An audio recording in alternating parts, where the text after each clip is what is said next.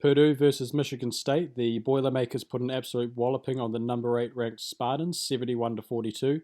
Just from this four-quarter momentum chart, you can see in that first 10-minute period they were plus 11.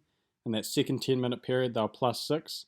They were -4 in the third quarter, but then they came back really strong in the fourth quarter. In that 10-minute period they were plus 16. So obviously from this momentum chart, you can gather that Purdue were very dominant throughout the game. Looking at the box score, there were some weird statistical anomalies that you wouldn't really see from Purdue's individual players, such as Stevanovic having 3 blocks. He's a very small guard. Boudreau, who is only a 20% three-point shooter and doesn't usually get this amount of minutes for Purdue. He was 60% from 3 of 3 or 5 from 5 shooting. Michigan State's team performance, they were only 2 of 17 from 3 for 12% shooting from that area. They were only 40% overall, whereas Purdue were 48%. And then Michigan State, in terms of the shooting charts, they were kind of Jekyll and Hyde. They were really strong in the inside areas, from like 9 of 14 under the rim, 4 of 9 in the paint, 3 of 3 just left to the rim, and 1 of 2 in the right elbow.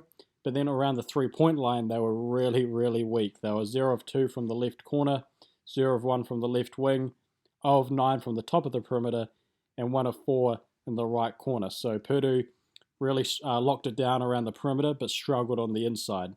That's kind of emphasized in the shot types. Michigan State were 3 of 17 from catch and shoot situations for 18%, and that's usually a 3-point shot type. But then they were really strong on the inside shot types, such as rollmans or cuts, drives, where they got 24% of their points.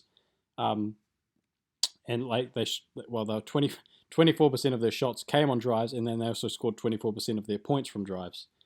So from all of this, you would gather that Purdue was really strong on offense, really strong on defense, really dominated this game. However, if you watch the game and ignore the stats, watch just the film, that you can see it's actually kind of a lucky performance by Purdue. Like on offense, they were kind of, a lot of their 3-point shots came from either transition opportunities or from players that just weren't getting guarded because they're not typically strong players from the 3-point line, such as Boudreau, and no one on Michigan State was guarding them because the scouting report told them not to. So, and then on defense, Michigan State was like attacking Purdue the way that you should be attacking Purdue. If you watched my video of Purdue versus Minnesota, you would have heard me talk about how Travion Williams is a liability for Purdue on defense, especially in high pick and rolls. When you put him in some sort of screening action, Purdue really has to scramble to compensate for his lack of lateral movement. His decision-making isn't great, and he can sometimes get lost in space. And Michigan State actually did a really good job of that. If we watch some of these clips, where's my mute button? There it is. We watch some of these clips of Purdue on defense.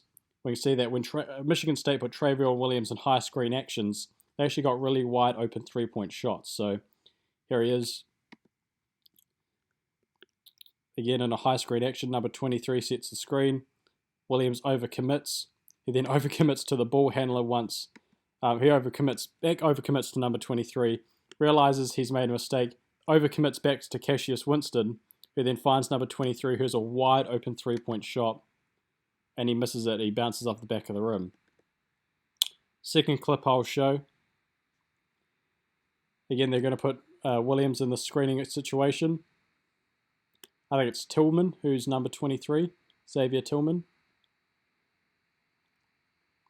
Because of Travion Williams' kind of like overcommitting to number 3 on Michigan State, the weak side defense for Purdue has to compensate by rolling to the center of the ground. They usually should do this anyway, but they have to really do it here just because Williams is so out of position. He can't really get all the way back, and that leaves an open Cassius Winston to the right corner, and he again misses a wide open 3-point shot. Michigan State started a lot of their actions in horns, and from there they kind of did a lot of play. Again, here's Williams in a high screen action. Tillman sets the screen. Williams overcommits to the ball handler. He's kind of lost in space. Now, you don't typically expect the big man of Michigan State to kind of slip out to the left corner, so I'll give Williams that. Usually a big man is sliding down the lane, and usually he's picked up by the man who's under the rim, which is Wheeler at this point, but he's gone out there. Either way, Williams is not even in the right half of the court to make this contested shot. So it's an open 3-point shot that Michigan State yet again misses.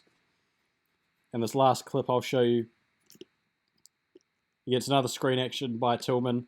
And again, Williams over here kind of makes the wrong decision. He kind of overcompensates. He makes his first step left here, or his left. And that puts him way out of position, and that allows Tillman to make an open drive through the lane. Finds an open shooter as Purdue's defense has to rotate to compensate for Williams' lack of positioning. They get an open 3-point shot that's missed. So there's 4 open 3-point shots, and I'm talking about wide open 3-point shots that were Michigan State's to have because of Travion Williams being out of position in these high pick situations. Now, I get that not all of these are his fault.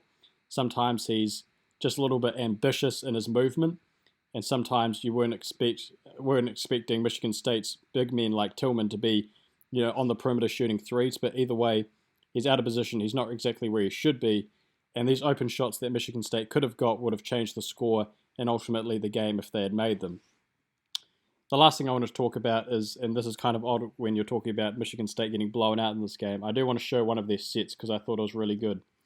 As I said, Michigan State ran a lot of their actions out of horns, and this one I really liked. So they start off in horns.